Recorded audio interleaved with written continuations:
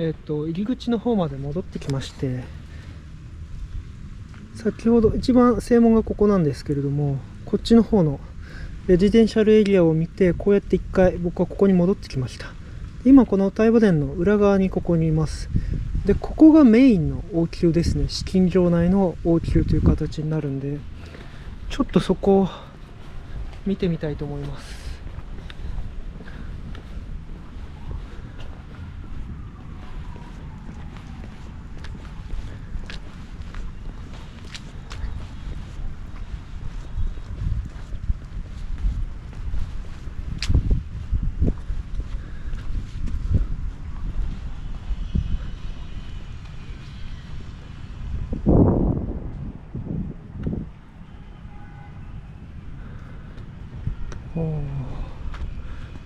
やっぱ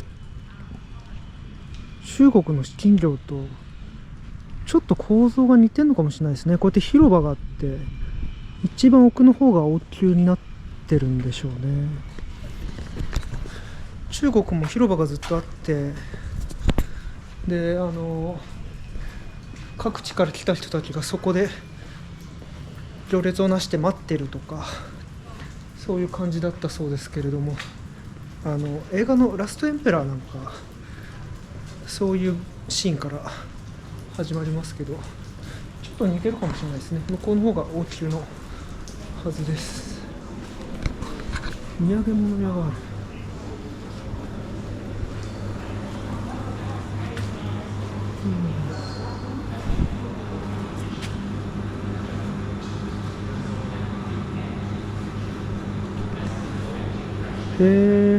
ドイツが修復に関わったんですね。面白い。なんでフランスじゃなくてドイツなんだろう。わ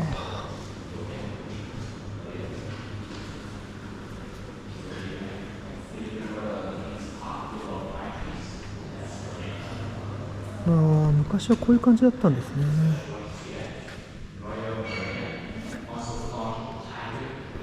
今僕はそこら辺にいるのかもしれないですね。で、一番向こうが王宮。一番向こうの王宮はなんかちょっとフランス調ですね。最終的にはフランス調に改築したのかもしれませんね。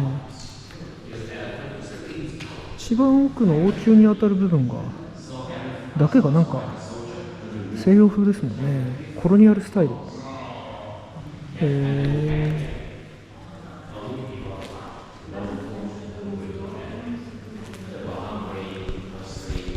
でっかい玉璽ですね。いや、これ全部しっかり見ると大変なことになりそう。でですね、僕はこのホーチミンからミヤチャンに来て、ホイアン、ダナン、そしてフエン来ました。で、僕は明日もうずっとこのまま北のハノイにまで向かう予定です。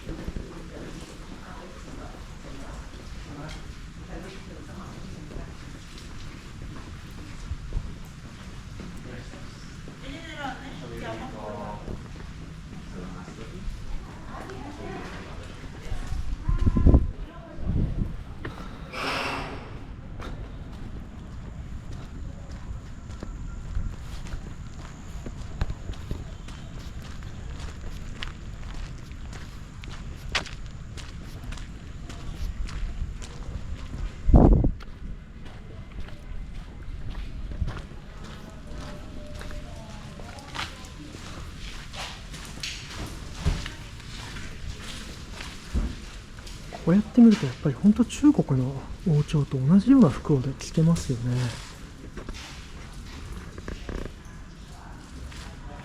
コロネーションセレモニー。は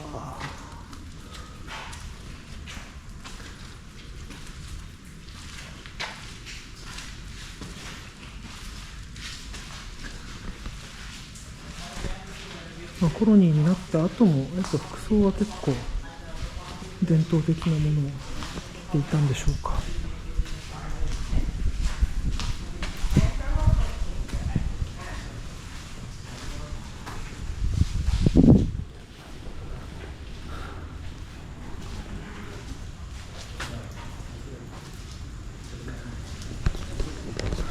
しかしあれですね、北京の紫禁城と違ってあんまりここら辺の修繕はまだされてないみたいですね。結構荒廃したまんまの世界遺産という感じがします。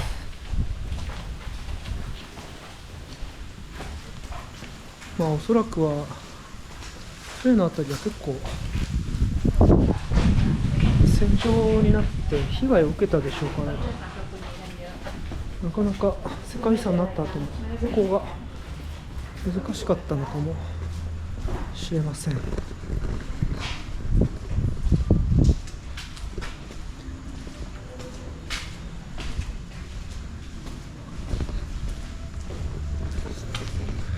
っちの方にもいろいろつながってるんで、ちょっと後で見に行ってみたいと思います。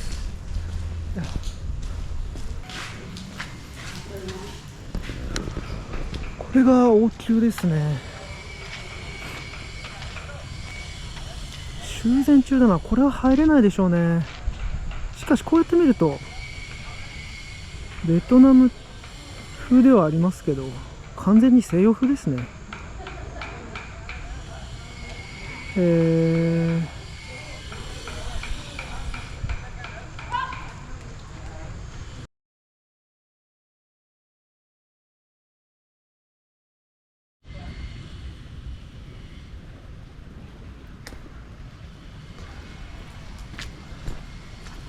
これは立派な中国風の庭の作り方ですね。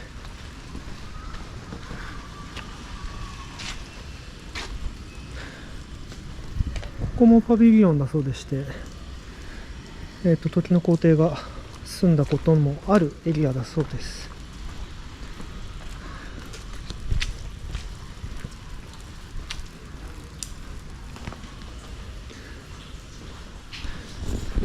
ちょっと話が脱線しますけれども、面白いことに観光客の方は大体韓国、ロシア、オーストラリアの方が多いです。なんかちょっと観光してると、その国の言語が聞こえてきたり、あとちょこちょこ話すことがあるんですけど、多くの方がやっぱその3カ国出身ですね。あとアメリカもうちょっといますけども、韓国の人は今すごいベトナムに多く住んで仕事してるからですけど、やっぱロシアの人は戦争中だから、こういう友好国みたいなところ以外は旅行しづらいのかもしれないですね。先月プーケットにいる時もすごく感じましたけれども、やっぱりロシアに対してしっかり開いているところじゃないとなかなか観光ができないでしょうから。ミンマン邸がそこら辺に住んでたってことですね。あとオーストラリアはやっぱ近いからでしょうね。オーストラリアの旅行者も多いです。あとアメリカの人は世界中どこ行ってもいますね。いやこれちょっと日本の盆栽が大きくなった感じがして面白いですね。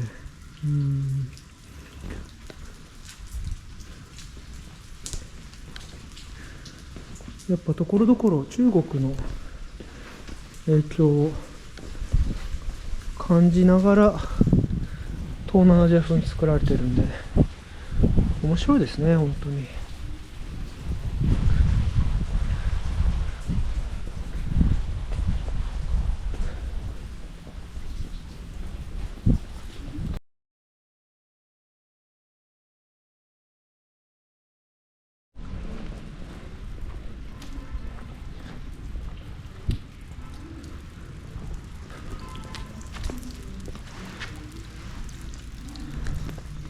ここは王宮の劇場があったところらしいです。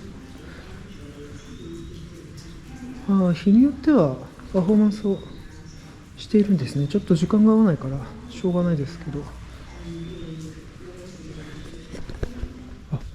Take off your shoes here.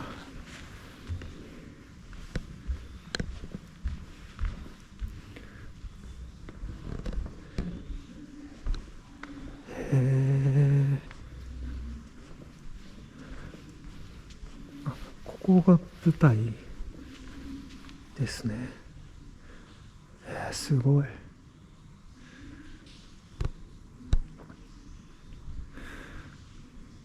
当時ここでパフォーマンスをした方々は大変に栄誉があったんでしょうね。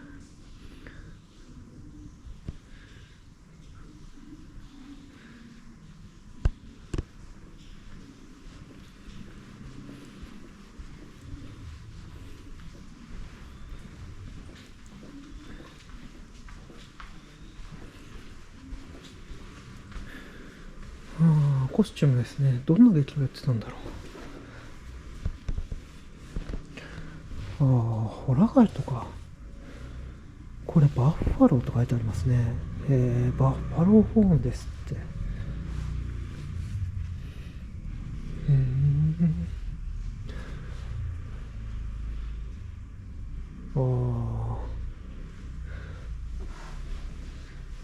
それベトナムにも雅楽がありまして、きっとそういうものをやってたんでしょうね。演奏してたんでしょうね、ここでは。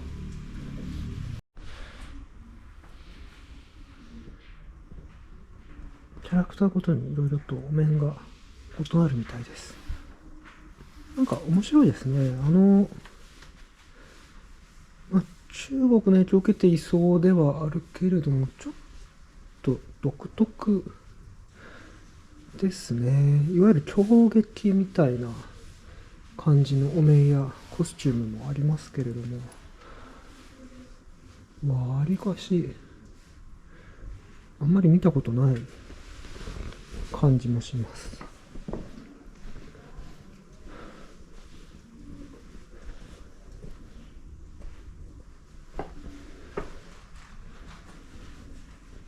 ちょっと朝鮮系のコスチュームとも似てますけど、やっぱ中国から来てるんでしょうね。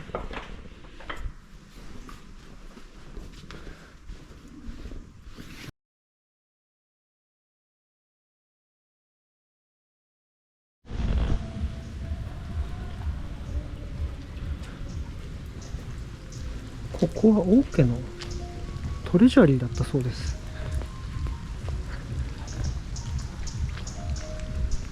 でも現在は中見れないのかな。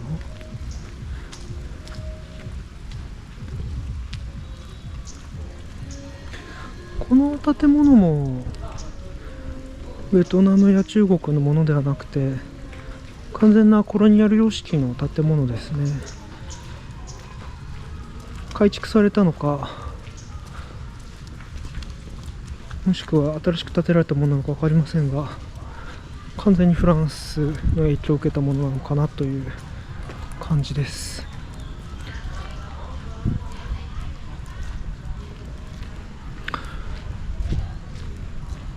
ちょっと中入ってみたかったですけど、これは入れないみたいですね。残念。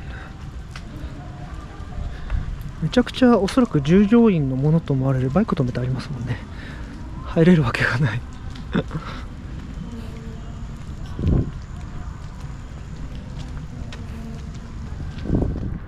結構そこそこ広大な敷地なんですけど、おそらくまだまだ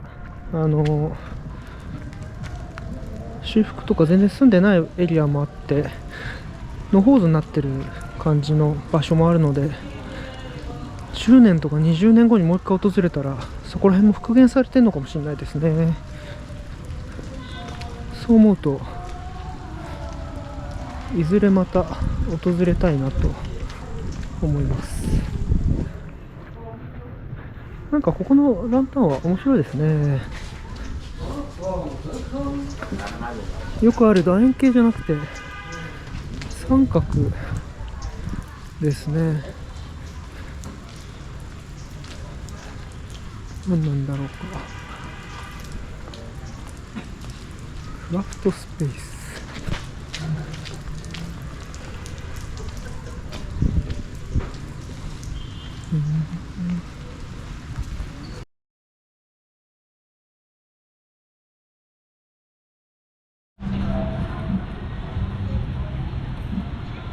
これも慶帝8年、慶帝帝の時代に作られたもんですけど、なんていうもんですよね、慶神門って読むのかな。英語ではヒエンノンゲートって書いてあります。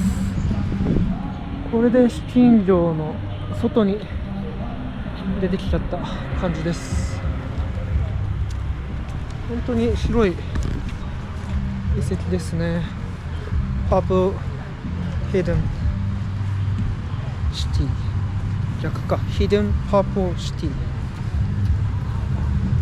さて、この近くにですね、この船の王宮にまつわる、ミュージアムがあるので、ちょっとそこに行きたいと思っております。雨が少しひどくなってきたので、早く屋内に入りたいですね。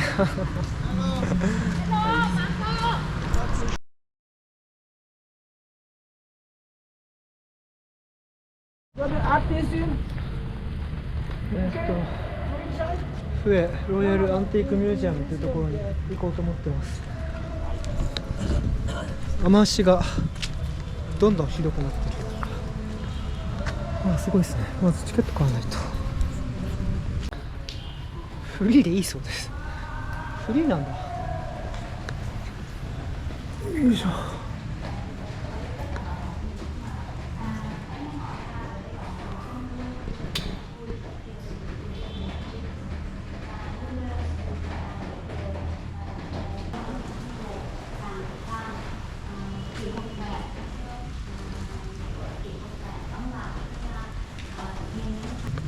昔の伝統的な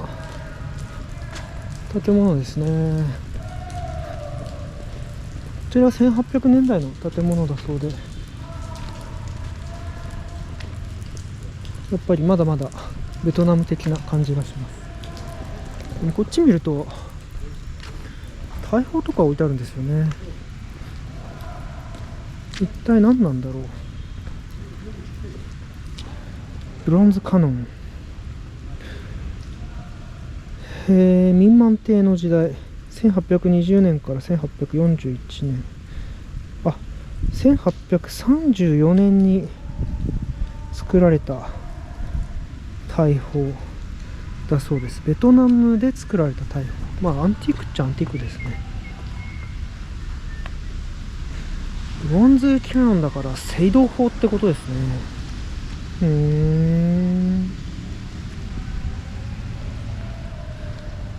面白いです。これも青銅砲ですね。これは全然もっと古い。1678年、オランダ東インド会社から購入したものらしいです。へー、面白いですね。確かにスーパーアンティークですね。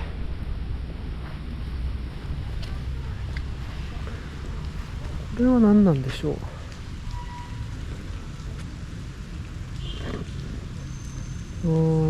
1667年の日ですね。でももう何て書いてあるのかこれ読めないですね。でも慶治5年って書いてあるから、その時代のものだってことは確実に分かるってことですね。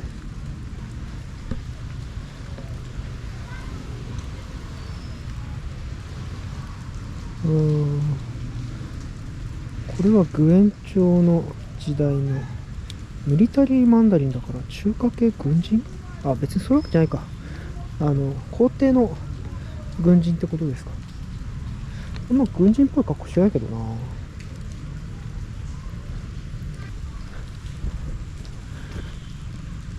メインの建物に入ってみましょう。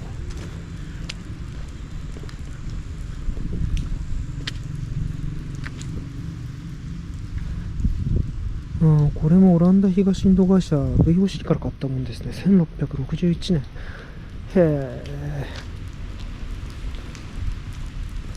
日本はその時鎖国してるから、あんまりこういう交流の功績がないのが残念ですね。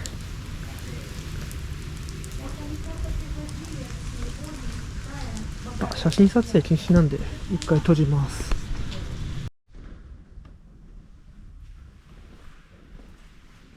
っちは写真撮影禁止って書いてなかったんですけど、チャンプかチャンパ王国時代の遺跡もありますね。こっちはやっぱりヒンドゥーの影響がでかい南方の遺跡になっています。やっぱユニークですね。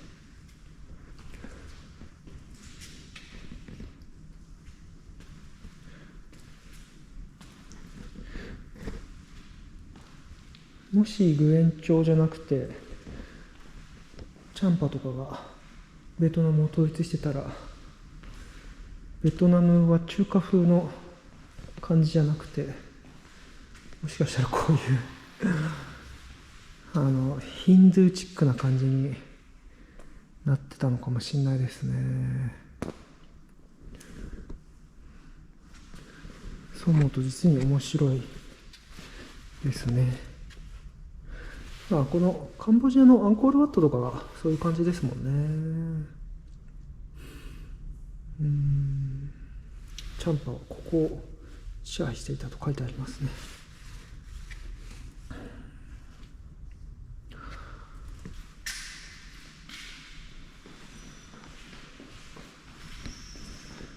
いや本当にインドネシアっぽいですね。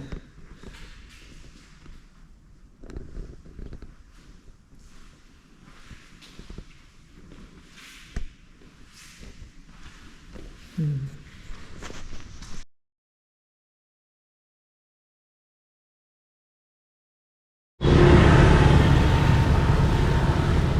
ちらが王宮なんですけど、さすがに雨がちょっときつくなってきたので、これでホテルに戻ろうと思います。先ほどのフーン川を渡ってですね、僕が今泊まっているインペリアルホテルフエまで戻ります。ここが、王宮の境ですね。ここの門なんか特に名もなき門って感じですけど、それでもなんか趣があっていいですね。これはいや一通なんですけど、歩行者のことがあんまり考えられてないからちょっと怖いです。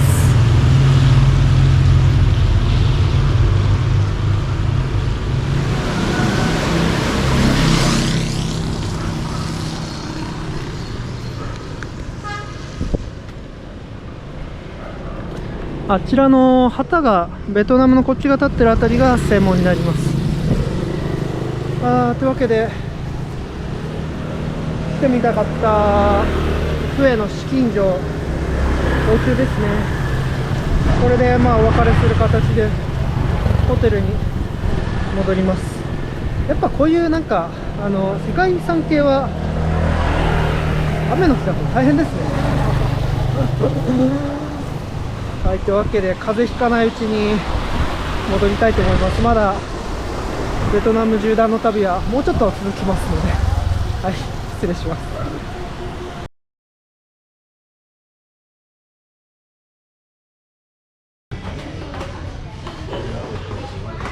ノックイタリーっていうすごい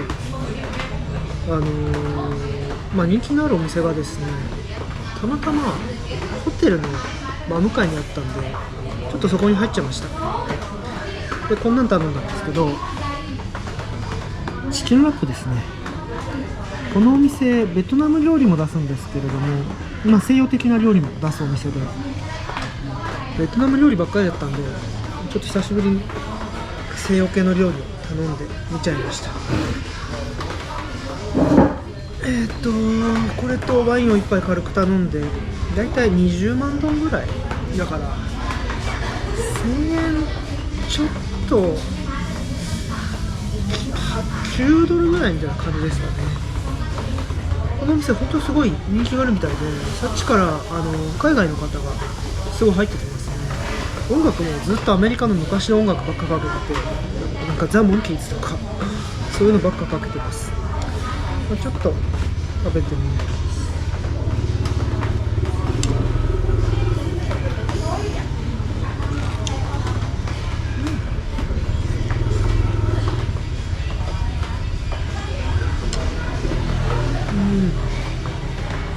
美味しいですね。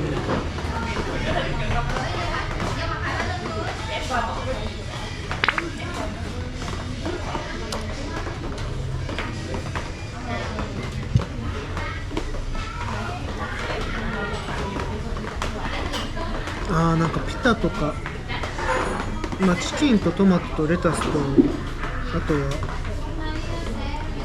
ちょっとチーズが入ってるの？チーズじゃないや、ちょっとドレッシングみたいなのが入ってますね。いや、あと人参が入ってます。美味しいですね。いや、あんまり何の変哲もない感じではあるんですけど、このピタ剥がれちゃう何の変哲もないと思います、日本で食べたら。でも1週間ベトナム料理中心に食べてきたんで、ちょっと普段よりこういうものが美味しく感じますね。おいしい。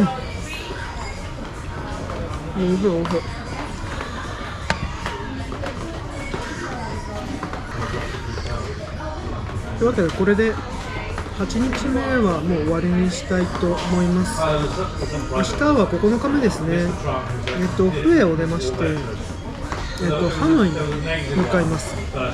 夕方4時16分発の電車に乗りまして、翌日の朝5時40分に着きます。13時間24分の旅ですね。今回のベトナム縦断旅の中でも一番長い電車になります。